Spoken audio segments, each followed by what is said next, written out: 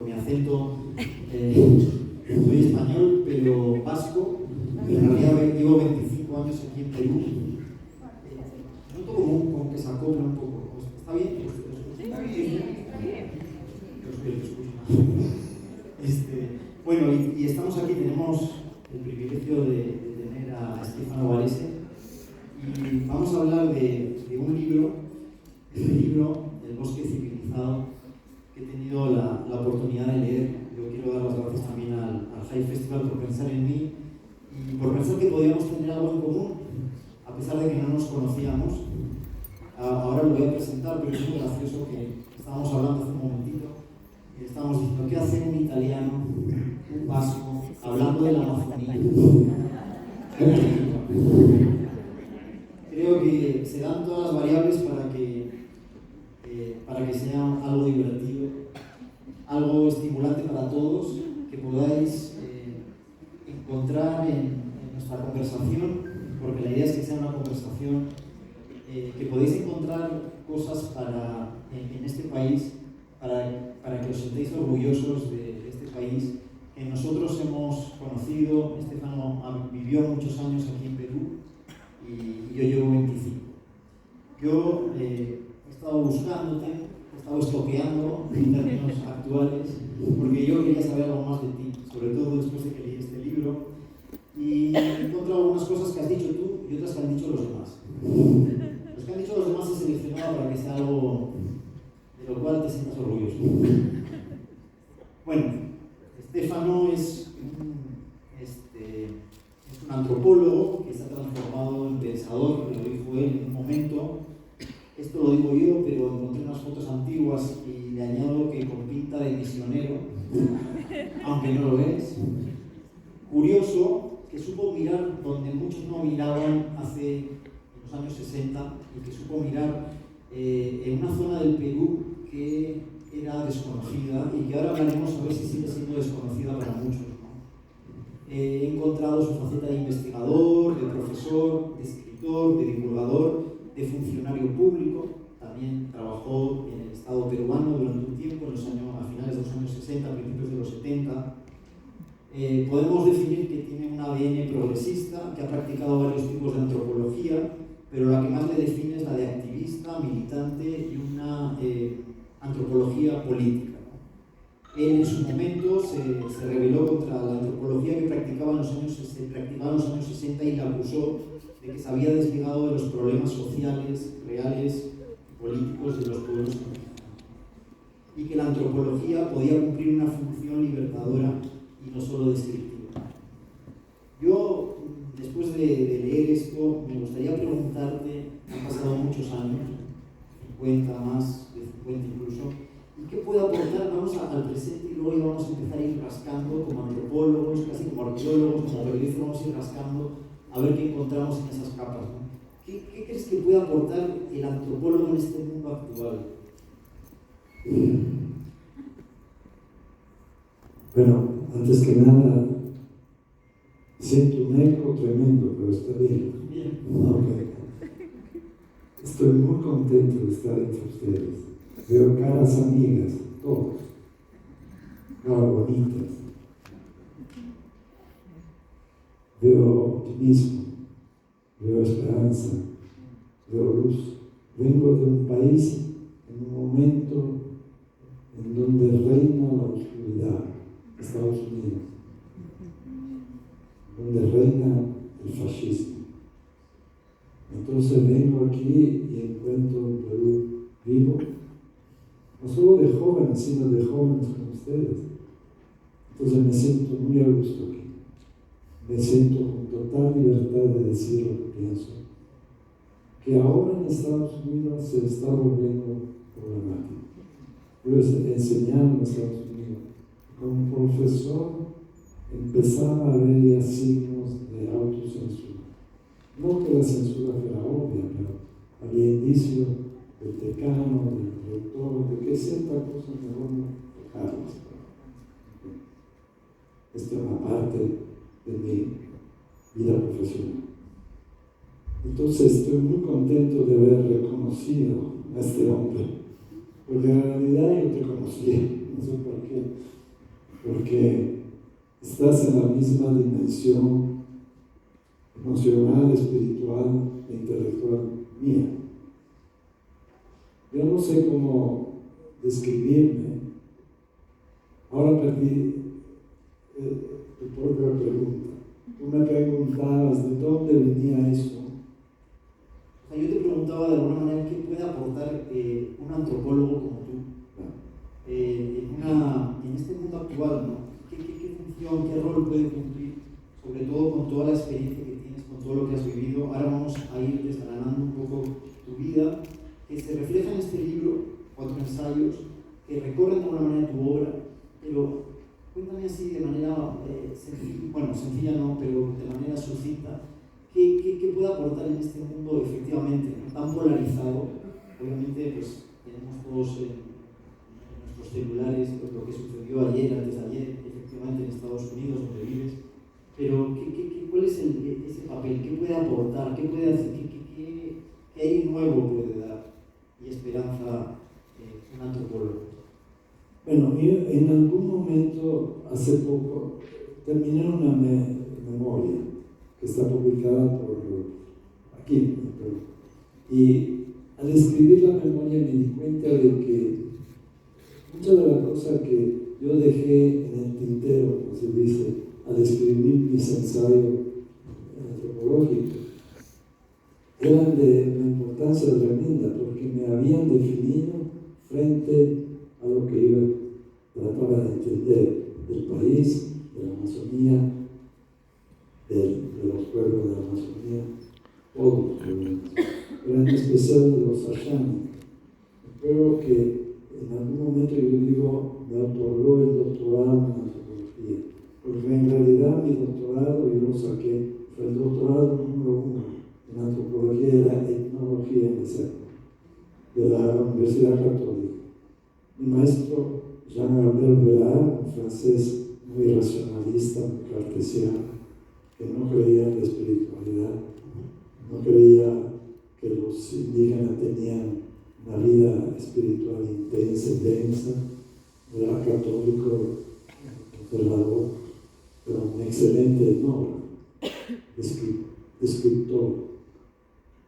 Entonces, yo al final, al escribir mi memoria después de varias décadas, dije, quien me otorgó el doctorado en antropología fueron los Ashanis, que trataron de enseñarme a hablar ashánica y fueron alumnos pésimos. Nunca lo aprendí totalmente. Me enseñaron su propia cosmología, me enseñaron a entender el mundo que es su mundo. Es un mundo de selva, de bosque, de agua, de animales, de espíritus invisibles, unos muy buenos, otros no tan buenos, uno que corresponde a lo que Paul Radin, el gran antropólogo americano, describió como el embaucador divino, el divine trickster, el que te engaña, pero para tu propio bien, para que tú encuentres tu camino. Te van diciendo cosas que no son para que tú veas cómo son las cosas. Entonces, reconozco que yo aprendí lo que aprendí de la Amazonía y del pueblo de la Amazonía y de la larga historia amazónica de los Ashanis, y que la antropología de la católica me dio algunos elementos del mundo cartesiano, de la lógica cartesiana occidental, que finalmente es aristotélica y platónica también. Lo de los espíritus corresponde más a lo platónico. Entonces, por ahí fue mi crecimiento y mi involucramiento con la parte práctica y después política. ¿Para qué hacemos antropología? ¿Para qué conocer? Conocer para mantener, para conservar, para regresar, para avanzar, para modificar, para apoyar, para ayudar. ¿Para qué hacemos antropología? ¿A qué conclusión llegaste? Hay que hacer antropología para cambiar al mundo. Y bueno, yo quisiera rescatar una frase del libro que dice, mira, pienso que todos nosotros, individuos de este milenio, hemos sido exiliados, separados del cosmos por la modernidad, que nos ha tornado en nómadas sin raíces, sin ríos, sin bosques, sin montañas ni océanos, sin animales ni árboles con quienes conversar. ¿Tú crees que estamos perdiendo la capacidad de conversar? Sí. Yo atribuyo a la posibilidad de usar psicodélicos, Ajá. la posibilidad de reconectarnos con el universo. Hay estudios ahora recientes que dicen que el psilocybin, no sé cómo se dice en español, es un hongo, psilocybin, psilocibina, creo que se dice. Es un hongo que usan los mazatecas en México, muchos pueblos de México, los huicholes, y que usan los indígenas norteamericanos, que se usa también en la selva. Tiene otra variedad, no crece en la raíz de la planta. Se sabe ahora que las plantas, que los árboles se comunican entre ellos y dialogan por las raíces. Y es un diálogo constante, de tal manera, hay un estudio que dice sobre eso, de tal manera que si un árbol madre, el árbol madre, es cortado, todo el bosque alrededor de ese árbol, que son hijos, nietos, sobrinos, parientes, se resiente. Entonces, lo que hacemos, por ejemplo, con las empresas forestales, legales e ilegales, es genocidio, matricidio, un ecocidio, de la manera más violenta y brutal, que no permite a los árboles reproducirse, recrearse, seguir creciendo. Y el truco del mundo occidental, que empezó en Alemania hace varias décadas, creo que el siglo pasado, es convencernos que se puede sustituir un bosque por una plantación. Estamos haciendo esto en la selva del Perú. Vamos al bosque, plantamos palma africana y decimos, aquí está, necesitamos oxígeno, aquí está la palma africana. Es una falsedad total. Es como ir a un campo de concentración y decir, estoy manteniendo a estos jóvenes en buen estado de salud porque les doy la comida por día. Estefano, yo creo que por lo que estás diciendo de los hongos, de los árboles, creo que en lugar de tú y yo tendría que haber dos árboles que creo que conversan más que las personas. Claro. ¿No? Por lo que dices, por esos estudios que hay, incluso creo que un colega tuyo italiano, Stefano Mancuso, ¿no? Es uno de los que ha estudiado eso y que dice que los árboles se comunican. Si las personas no lo hacen, de repente tú y yo tenemos que ser un árbol, claro, aquí conversando. Recomiendo al público que miren a los vídeos de Stefano Mancuso. Están en el YouTube. Ajá. Impresionante. Claro que sí. Entonces, mira, yo te propongo un juego, Yoki, lo que ha sido organizar un poco este libro y de alguna manera yo quisiera ir a las raíces, ya que vamos con el tema de los árboles, vamos a ir a tus raíces y bueno, de alguna manera tú en algún momento te has definido como un cuarto de italiano, un cuarto de peruano, un cuarto de mexicano y un cuarto de californiano. Yo quería preguntarte cómo se lleva tantos referentes, ¿no? No sé. Hay que preguntarle eso a mi esposa, que me dice, ¿te sale el italiano? Cuando agito las manos. Finalmente yo creo que ha sido un árbol trasplantado. Bueno, tú viniste y creo que lo cuentas en El arte para recordar, que es el título de una autobiografía que escribiste. Y claro, la palabra recordar etimológicamente significa pasar por el corazón, ¿no? Recordar. Entonces yo quisiera preguntarte de esos años cuando llegaste a Perú, al norte, creo que llegaste al desierto, Talara, un poco cuéntame qué es lo que recuerdas de ese paso por el corazón, qué es lo que se ha quedado en ese corazón, en ese paso de esas memorias cuando llegaste a Perú. tengo que tocar un tema muy personal, porque yo llegué a Perú en búsqueda de mi padre. Mi padre abandonó a mi madre y nos dejó a mi hermana, a mis dos hermanas y a mí, en Italia, en la posguerra. Papá se murió en 1947, la guerra terminó en 44-45. Era la época de la posguerra, muy difícil. Italia estaba destruida por bombardeos y todo. La invasión de los alemanes, primero los americanos. Y mi madre fue una mujer extraordinaria. A pesar de eso, yo la dejé. La dejé porque ella quería conocer a mi padre. Entonces vine y conocí a mi padre, encontré un hombre noble y bueno, inteligente.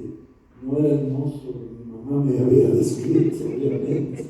En un divorcio, uno de los dos es un monstruo. Y eso me permitió enamorarme del Perú, porque llegué a Parada 3 días de avión de hélice. Salí de Milán, fui a Irlanda crucé a Nueva Escocia, en Canadá, de allí bajé a través de Estados Unidos hasta Panamá y de allí hasta Canadá. 3 días de avión. Llegué y encontré a este hombre que me enamoró del Perú, me hizo enamorar del Perú. Porque enseguida me llevó a la selva. Me dijo, tienes que conocer la selva. Y me llevó por balsa, no por canoa de motor, no. Pues, Y yo lo río Guayana. El Alto Guayana. A partir de Tingo María, que ahora es una ciudad. En esa época era un pueblecito.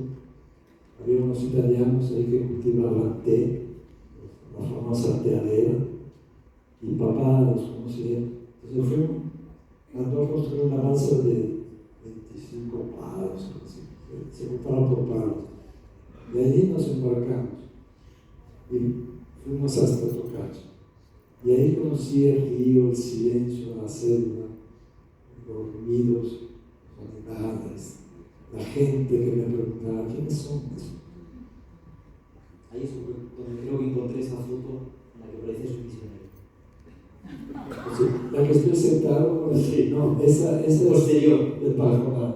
De acuerdo, pero en realidad esa balsa por el Guayana fue tu primera aproximación a la selva. Sí. Posteriormente te encontrarías una sorpresa al empezar a estudiar antropología y tengo aquí apuntado que uno de tus momentos más interesantes durante la carrera fue cuando un profesor te dijo deja de leer y viaja, ¿no? Que haz tu trabajo de campo, aprende la lengua, asimila las costumbres y déjate de leer. Claro. Por lo cual eso a mí me hizo pensar mucho también en mi profesión, en el periodismo. Eso de no estar en un escritorio y precisamente hacer el trabajo de campo, ¿no? Pero claro, en tu caso, esa curiosidad, ese trabajo de campo te llevó a crear una de las tesis fundacionales de una parte de un subgénero de la antropología, ¿no? Que fue la sal de los cerros, ¿no? Donde pones en práctica los consejos de este profesor y que claro, en ese momento quizá no estabas tan consciente de lo que estabas haciendo, pero con la perspectiva de 50 años, un libro que se sigue editando, que se sigue actualizando y que sigue tocando los corazones de muchas personas que estudian antropología.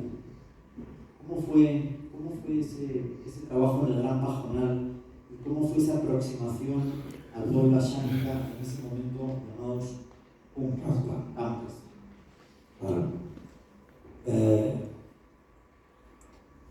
Temor al principio, inseguridad, mucha modestia, reconocer que yo no sabía cómo cruzar un río con mi ropa encima de la cabeza y la mochila encima de la cabeza y no ser arrastrado por la correntada, cómo caminar por un palo, cómo dormir en la tarima o barbacoa de Pona, cómo hacer las cosas más elementales que me estaban diciendo. Es otra cultura, es otra dinámica, otra cinética. Claro, pero eso que te pasó a ti, creo que lo has normalizado, pero no es tan normal. No es tan normal acercarte a esas personas y verlas como un espejo, verlas como alguien como tú, diferente, pero que puedes aprender. Persona que haces el esfuerzo de intentar entender su lengua, de intentar aprender su lengua. De hecho, que hiciste un gran trabajo en eso. En algunas entrevistas he escuchado que no has llegado a dominarla, pero en realidad estoy seguro que no están así. Y a mí me llama mucho la atención eso, ¿no? Porque, en mi caso, cuando hemos hecho nuestros trabajos por la sierra, en la selva, nosotros hemos intentado también de alguna manera incorporar en los textos esas palabras, porque es una manera de incorporar, una manera de entender el mundo, ¿no? Y es una manera de entender el mundo en la que sí me gustaría que pudieras explicarnos esa manera que fuiste encontrando, que fuiste armando este rompecabezas y que te ha servido para ir construyendo la narrativa, el discurso de tu vida, y que de alguna manera está en este libro, en estos ensayos, que van resumiendo todo esto que estamos hablando, donde él fue mezclando no solo la parte profesional de la antropología, sino la personal, y la fue mezclando, ¿no? Y yo creo que, es por eso que La sal de los cerros es una de esas tesis icónicas en el Perú, que fue escrita pues, en 1900. La primera edición creo que es del 60 y... Puede ser. Ajá. Primero como tesis y luego ya finalmente como libro, ¿no? Entonces, a mí sí me gustaría esa aproximación que tú fuiste encontrando y ese material, esa información que lo fuiste transformando en conocimiento, cómo de alguna manera ha ido evolucionando. Y volviendo a la primera pregunta al final, cómo de alguna manera ese conocimiento puede servir ahora, en este momento donde hay en un mundo tan polarizado y donde hay una serie de respuestas diferentes que tú encontraste en su momento y que las has ido evolucionando, adornando, mejorando, trabajándolas con cariño y con cuidado, ¿no? Se me acaba de sugerir algo. Yo doné todos mis libros, los sigo donando, porque uno compra libros, los dona, los dona. Mi esposa tiene que donar toda su pintura, que es una montaña. Entonces estamos en eso. Y doné mis originales del trabajo de campo al Archivo Nacional de la Nación. Y una maravillosa persona que era la archivista de la novela, los acepto, los catálogos, y está a disposición de toda la gente que quiera mirar. Son manuscritos, libretas, 5 libretas muy densas. Escribía muy bien, tenía buena caligrafía ante la computadora, ya no sé cómo escribir. Te confieso que me está dando un poco de miedo eso que acabas de decir, pero está guardado, porque en los últimos años ha habido varias informaciones donde esas cajas, no solo las tuyas, muchos documentos han ido cambiando de edificio. Sí, por favor, continúa. Claro, creo que es mejor.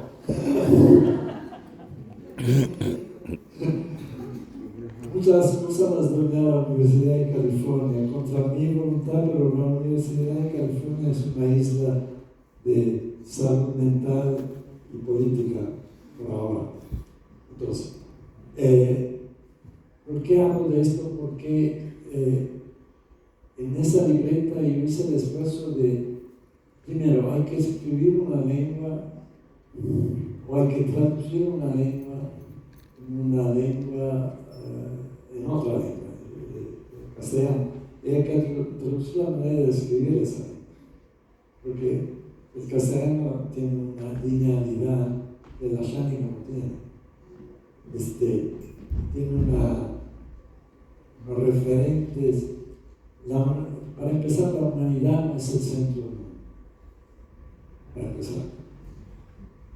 Para nosotros la humanidad, ego es el centro del mundo. El ego latín y el ego que se usa en la antropología. Cuando hacemos el análisis de parentesco, nosotros estamos en la islas O'Brien del Pacífico, tenemos que poner los otros por ego, es el informante. Y a partir de ego, todo lo demás tiene un nombre. papá, mamá, etc.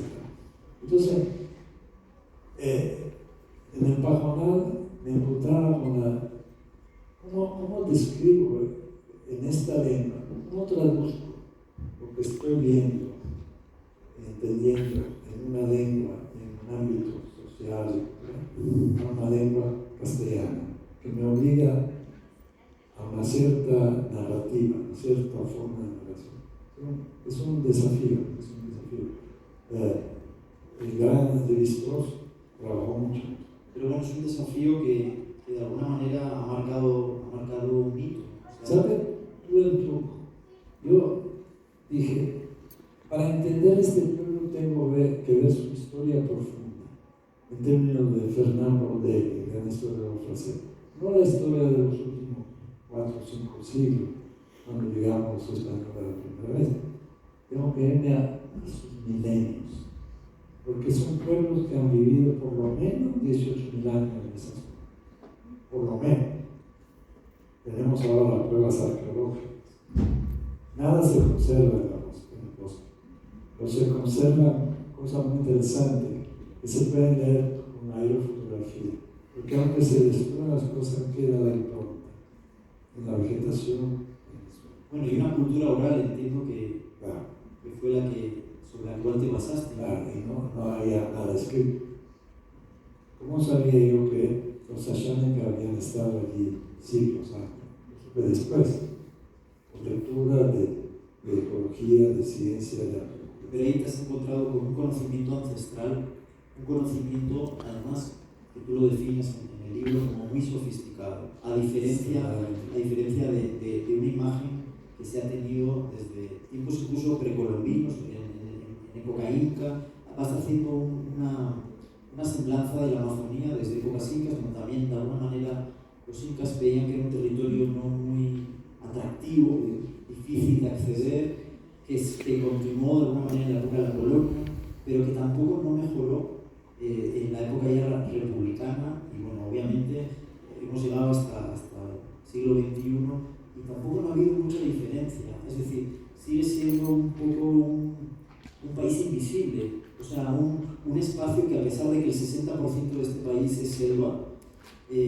parece como si no existiera para muchas personas, ¿no? Entonces, ¿cómo de alguna manera podemos revalorar o podemos hacer ver, no sé si de una manera mágica, mostrar esa cosa que es invisible pero que es tan presente, ¿no? Aunque hubo un intento de visibilizarla para explicarla, la época del caucho,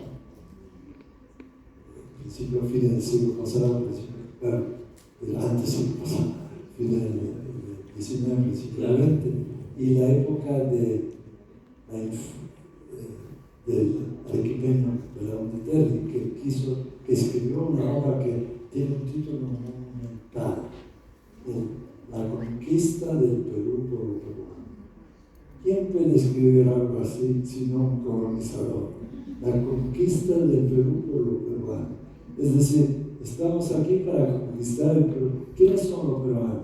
Es la pregunta que Perón de nunca se puso. ¿Quiénes son los peruanos? Los Ashaninka no son peruanos. Los Bora no son peruanos. Los peruanos son los de aquí, los criollos. Mejor si son de Arequipa, con perdón de ustedes. Lo que sucede es que creo que todavía al Perú le falta, no lo afirmo, te pregunto, ¿crees que le falta entender que es un país multiétnico, multicultural, que tiene una riqueza en las 48 lenguas indígenas, que hay un conocimiento sofisticado en la selva o en el bosque húmedo tropical, si lo quieres llamar en términos más ambientales, y que realmente todavía el Perú falta que conozca y reconozca esa cultura que ha existido, que bueno, precisamente por eso, y ahora te voy a preguntar también por el título, ¿no? El bosque civilizado, parece como una contradicción, ¿no? Porque además, tú también lo mencionas aquí, que durante mucho tiempo la palabra cultura y la palabra naturaleza eran antagonistas, es decir, no puede haber cultura en la naturaleza, ¿no? Pero tú has demostrado con todos tus estudios con los diferentes libros, y también lo refleja tu último libro, que precisamente ahí está la riqueza, ¿no? Somos tan ciegos de no darnos cuenta de eso.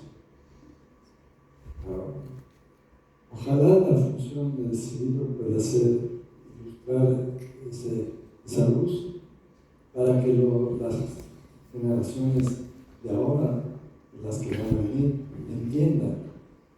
A lo mejor va a ser demasiado tarde para salvar algo de ese bosque civilizado. A lo mejor no. Yo creo en los corsi e i corsi de la historia, como decía Juan Bautista Vico. La historia va por corsi e ricorsi. Eso, y así de esta manera se pueda salvar, porque parece insalvable esta altura. Eso, no sé cómo completar mi respuesta a esta pregunta tuya. Hazme otra. Bueno, si vamos hablando, yo creo que mira, simplemente con tu presencia aquí ya estás contestando, porque finalmente es un testimonio vivo y aquí está todos tus pensamientos, ¿no? Yo, volviendo un poco al principio que hablaba de tu militancia, de encontrar de alguna manera en la antropología, dar un paso más, de hacer algo diferente, entre otras cosas, hacer cosas revolucionarias que aparentemente no lo son, es un tema de mezclar disciplinas, ya no solo la antropología, sino que entre la sociología, que entre la psicología, tú has llegado a mezclar todo eso para poder entender de manera holística un problema, una situación, etc. Pero en un momento dado tú das un paso adelante. Estamos hablando de finales de los años 60 y llega el gobierno militar de Velasco y te llaman a filas. Te llaman, te tocan la puerta y dicen, oye, tú que has escrito La sal de los cerros, tú que sabes de la Amazonía. Entiendo que además, por lo que dice un momento un poco, en el reino de los tuertos, en el reino de los ciegos, el tuerto es el rey. Y dices, adelante, asumes el reto. Impulsas la ley de comunidades nativas, ¿no? Varias de las personas que han conversado contigo anteriormente lo mencionan como uno de los grandes hitos de tu biografía, ¿no?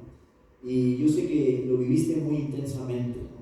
Y en algún momento hasta de una manera frustrante, ¿no? Porque, bueno, obviamente, pues esto ya con todo lo que sucedió con ese gobierno y también con tu paso adelante a México. Pero antes de ir a México, sí me gustaría que nos contaras cómo fue ese paso precisamente de intentar visibilizar eso que estábamos hablando, ese país invisible, y darle voz a estas personas que no tenían derechos, ¿no? Incluso hasta el más básico, que es el derecho a la identidad. Entonces, yo sé que por lo que cuentas lo viviste de una manera muy intensa. No sé si nos puedes contar algunas ideas de eso. La anécdota es que yo estaba sentado en una pequeña oficina que el decano Jorge Puccinelli, una maravillosa persona de San Marcos, me dijo, Stefano, ¿por qué no vas a esa oficina? Porque es la casa de Raúl Porras Barrenechea, ¿verdad? De Miraflores. Y me dieron una oficinita chiquita y yo ahí con muchas pretensiones dije, voy a crear el Centro de Investigaciones de Célula, CIS.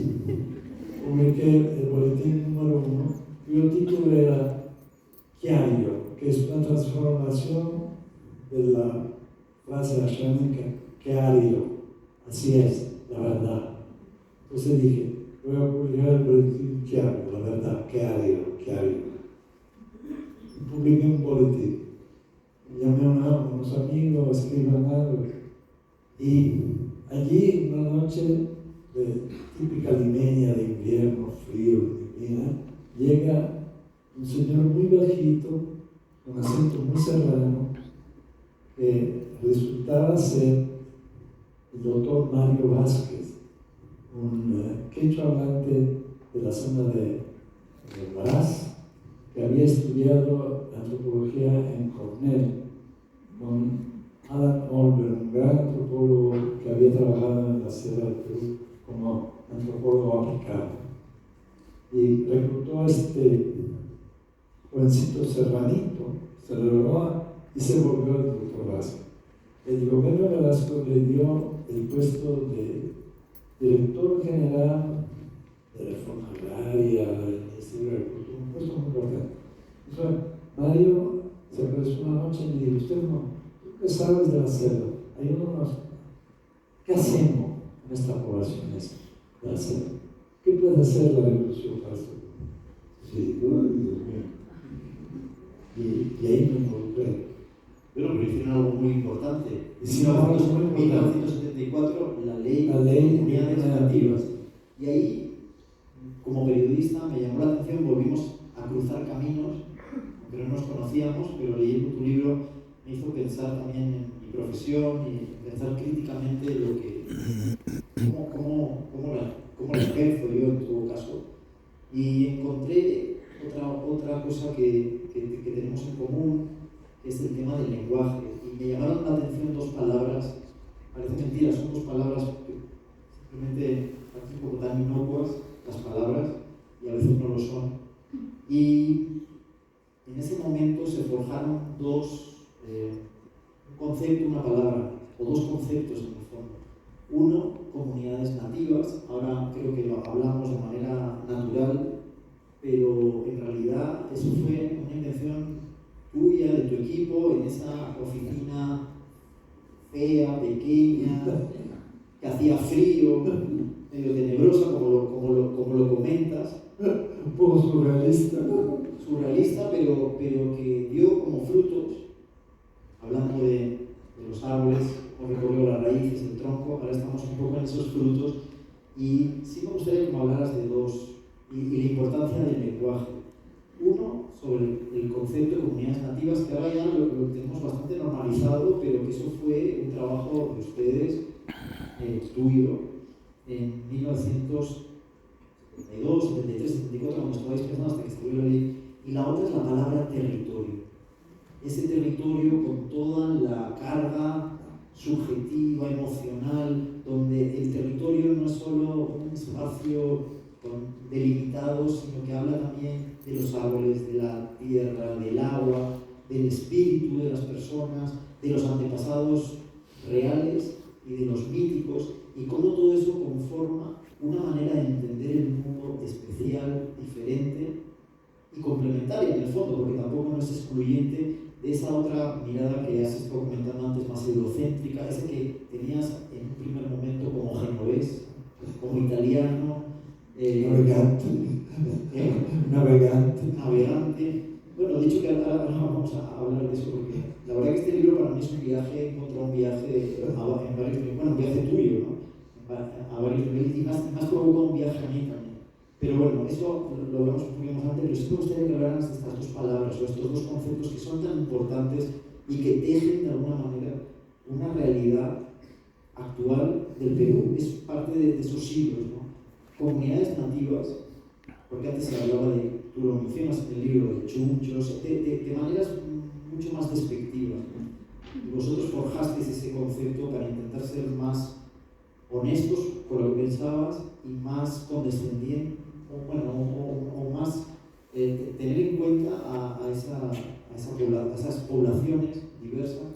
Y luego el tema del territorio que camina a lo largo del libro permanentemente, entra, sale de los párrafos, pero de distintas maneras, pero está siempre presente, ¿no? Sí. Hay que entender que la sociología, la antropología viene de Europa. El centro del pensamiento, el eje del pensamiento antropológico es europeo, eurocéntrico. Entonces, cuando se habla de comunidad, se piensa de manera europea. ¿Qué es una comunidad? Es un pueblo con calles, con una iglesia, a veces, otra vez una cárcel, qué sé yo. Entonces, en la Amazonía no hay esa comunidad. Hay una comunidad que es casi, yo diría, etérea, espiritual, porque la comunidad está conformada por una familia extensa que vive aquí. Los Ashameca tienen una medida para ubicarse. Se ubican a una distancia que no les cause problema y conflicto.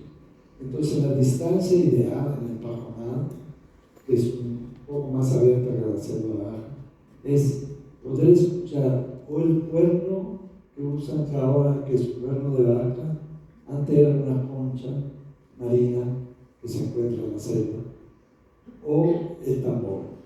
Si yo puedo convocar una fiesta, que no es una fiesta, un rito de encuentro de varias familias extensas que constituyen esa comunidad, tiene que estar a la distancia apropiada para que nos vayamos pasando la voz. Los bodas tienen un tambor formidable que resuena, retumba por kilómetros en el bosque tropical bajo de la selva baja. Los achánicas del Bajo Mar tienen tambores y el cuerno. Entonces convocan a lo que ellos, los criollos, los homicidios dicen la masateada. Es una fiesta de 3 o 4 días donde la gente se emborracha de masato, cerveza fermentada, y baila. Y el baile tiene un significado fundamental, porque es un baile en circo, a un ritmo muy 4x4, ese ritmo del corazón, con el tambor.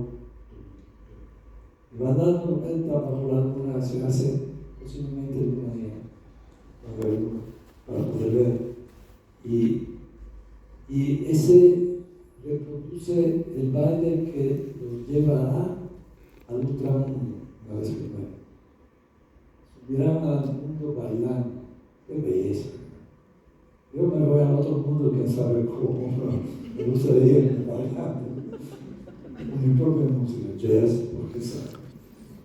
Entonces, ¿a qué viene esto? Que definir el territorio de un pueblo indígena amazónico, de los pueblos indígenas amazónicos, como una cuestión de agronomía, tantas hectáreas por tantas hectáreas para que puedan cultivar tanto maíz o tanta yuca.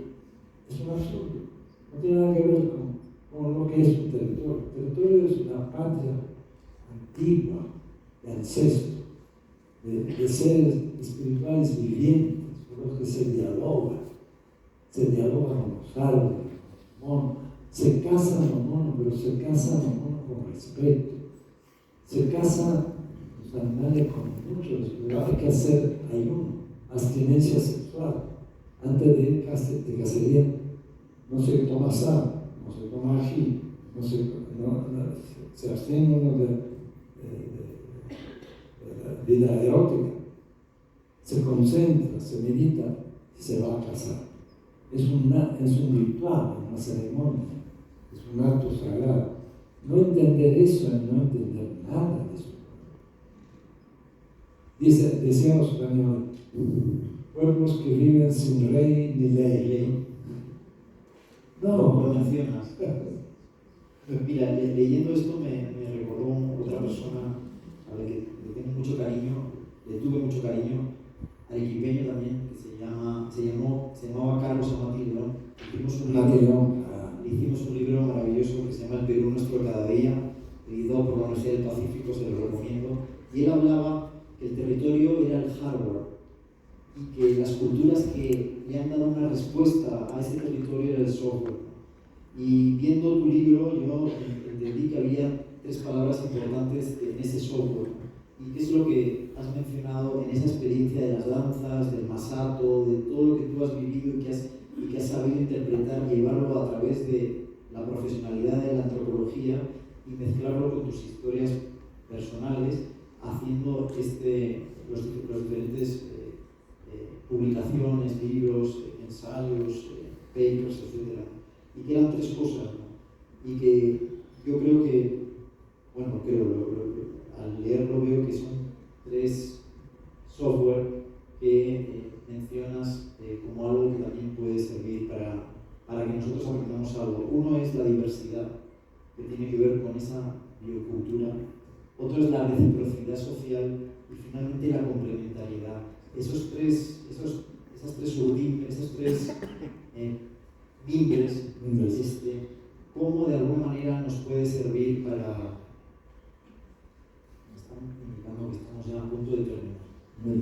Sí, oye, ha pasado rapidísimo. Yo, mira, me contestas esto, leo una cosita que tengo aquí y le damos el micrófono a las personas. ¿Te parece? Venga, cuéntame de estos tres mimbres que son tan importantes y que también atraviesan todo tu libro como una respuesta desde una parte invisible, a nuestro pesar, de este país tan maravilloso, que son la diversidad, la reciprocidad y la complementariedad. Eso es lo que mantiene la cohesión de una civilización. Porque si no hay reciprocidad, no hay complementariedad. Lo que yo no tengo, lo tienes tú me lo puedes dar, yo te lo retribuyo con lo que yo tengo. Y lo hacemos en solidaridad y reconocemos el valor de la diversidad, no la homogeneidad, no el campo de cultivo en donde hay un solo cultivo. El campo de cultivo, como dicen en México, la milpa, con 3, 4, 5, 10, 15, 25 especies que coexisten, se van complementando una con otra. Los aguaruna, hace tiempo fueron estudiados por Bren Berlin, un antropólogo de Berkeley, etc. Él encontró que en una sola chacra aguaruna había 50 variedades de yuca. La yuca que nosotros compramos en el supermercado es una variedad, ¿verdad? En una sola chacra de menos de una hectárea había 50 variedades. ¿Por qué? ¿Por qué cultivar 50 variedades? Para que la yuca siga viviendo, desarrollando y creciendo, multiplicándose. Es como el evangelio, la multiplicación local. Entonces, más cultivo, más crece. Eso es civilizar el mundo, civilizar el ambiente. Muy bien, pues yo aquí había apuntado unas palabras, simplemente palabras de un libro que creo que pueden resumir de alguna manera el espíritu de este libro. Es la palabra curiosidad, la tuya, durante todo este tiempo tan fundamental, el compromiso, la pasión, la participación, el diálogo, activismo, la palabra respeto, reciprocidad que acabas de mencionar, territorio de la que hemos hablado, comunidad nativa, que es un término forjado por ti hace ya 50 años, coherencia con la que has vivido, civilización, que es parte del título del libro, el bosque civilizado, que es el título del libro, conocimiento tradicional tan fundamental, y finalmente esperanza, que también se nota y se destila en cada página de este libro que nos ha regalado, que en realidad le ha regalado al Perú, que por lo menos reflexione de manera crítica. Entonces yo quiero agradecerte y creo que vamos a pasar a las preguntas. Si es que hay alguna, por favor, alguna curiosidad o algún comentario. Mira ahí en la quinta fila. Muy buenas noches. Para mí esta charla ha sido bastante agradable. Conocedores ambos del tema. Y yo estuve en la selva en el 81, en el pueblo de Madre de Dios, en Puerto Maldonado. Estuve en una fiesta increíble, algo maravilloso que tuve la suerte de ir a trabajar allá por un año. Me enamoré de la selva profundamente y ahora, para no alargar mi participación, he visto desgraciadamente, y ojalá no lo hubiese haber visto ese video, esa investigación que ha hecho una periodista en Lima, una mujer que ha dado una información tan desagradable para mí. Ella ha arriesgado su vida y ha filmado porque llegó más allá de Puerto Maldonado a un pueblo donde no hay ley y donde han destruido la selva. Han hecho lo que han querido, toda clase de maldades, ¿no? Los árboles, todo han destruido, las quebradas, los ríos. Sinceramente ese día me puse a llorar. Realmente yo quisiera saber, por ejemplo, lo que ustedes han dicho del pueblo Ashaninka, ellos cómo pretenden o qué quisieran hacer para defender la selva amazónica, qué esperan de nosotros, los seres humanos, para ayudarlos a recuperar el único bosque que quede en el mundo, la única maravilla que nos mantiene vivos. ¿Qué podemos hacer nosotros? ¿Y cómo interpretar lo que ellos están viendo, que están destruyendo su mundo? La gente ahora, que está sedienta de consumismo, de destrucción, de maldades. ¿Qué podemos hacer nosotros? Estamos acá, ustedes. Creo que yo exijo soluciones, por favor. Déjenme algo, alguna esperanza, por favor. Muchas gracias.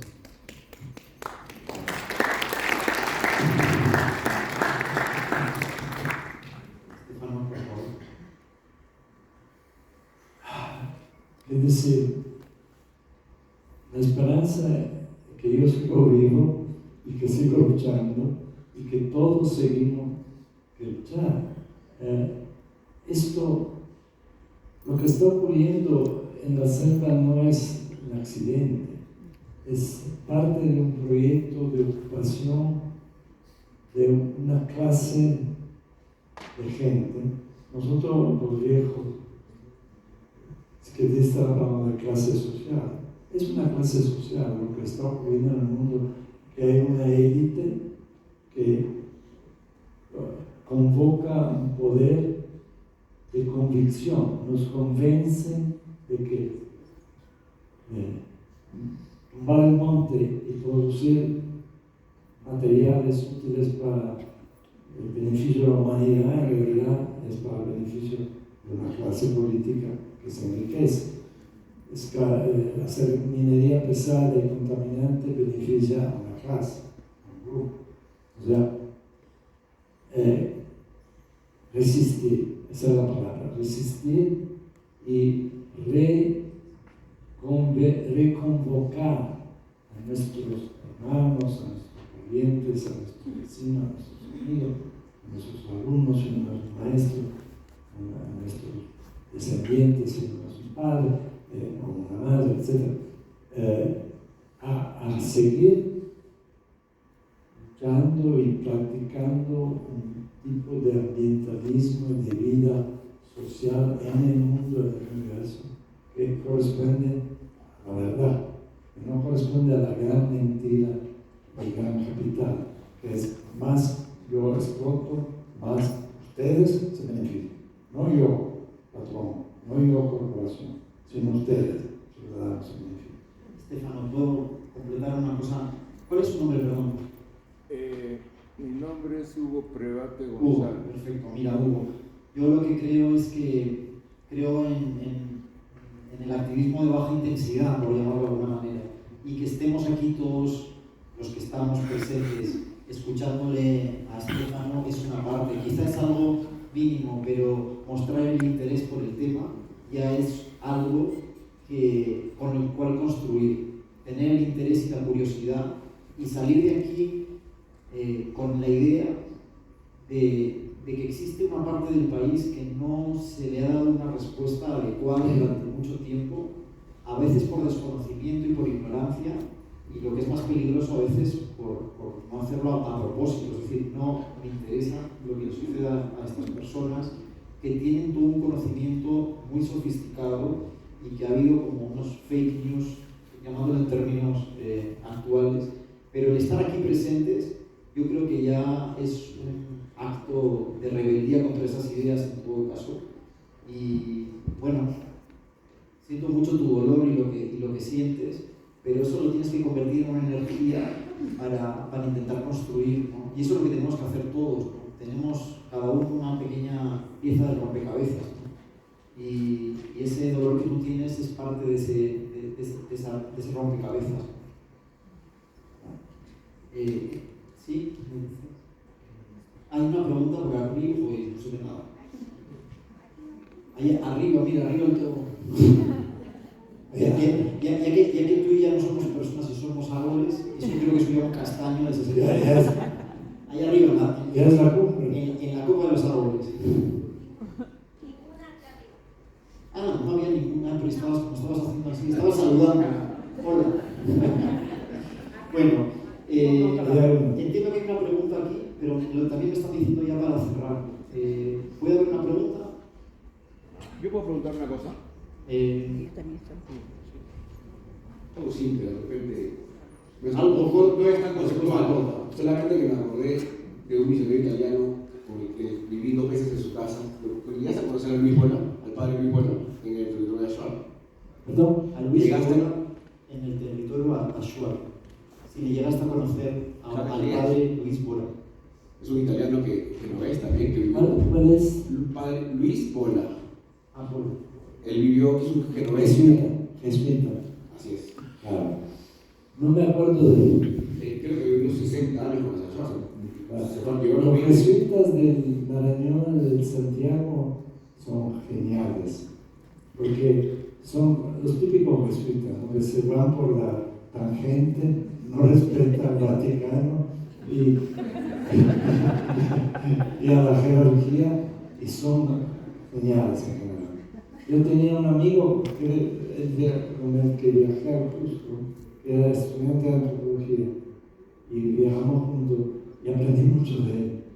Me enamoré de los jesuitas, de hecho. Hay una película bellísima sobre eso. No sé si la conocen. The Mission, la misión. Muy certera, sobre la misión del Paraguay. Bueno, la misión que tenemos ahora es cerrar el Cerrar. programa.